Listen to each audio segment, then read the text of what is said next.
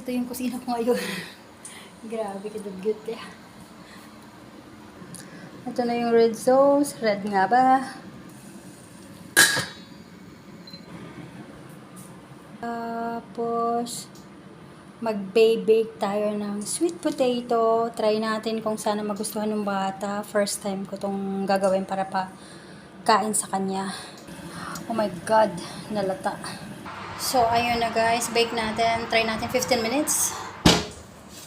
Ayan. Ayun na nga guys. Medyo luminis na siya ng konti. 1, 2, 3. Ayan.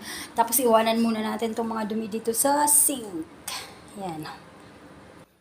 Kasi ito yung mga next. Ganito yung mga kalat.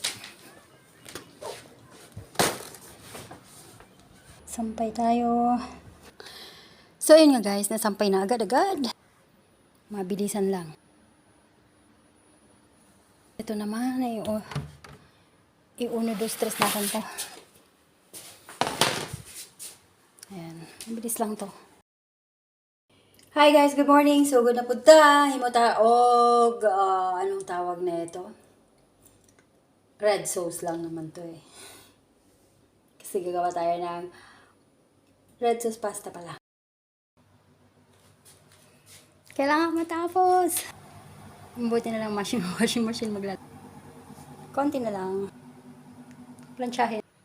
Malapit na tuyo. Konting planchahin.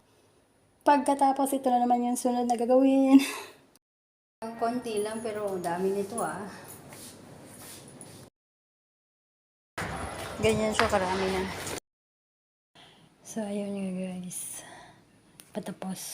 Patapos na ako mga siguro 10:30 tapos na. Pero wala pa balita yung amo. Pag wala pa siyang sasabihin ko ang oras siya darating, mag-bake na lang ako nito hanggang hating gabi. Mag-bake na lang tayo ng cookies guys kasi wala pang sinasabi yung ating amo. Hi guys, 11:15. Parang nanginginit na yung katawan ko sa haba ng trabaho.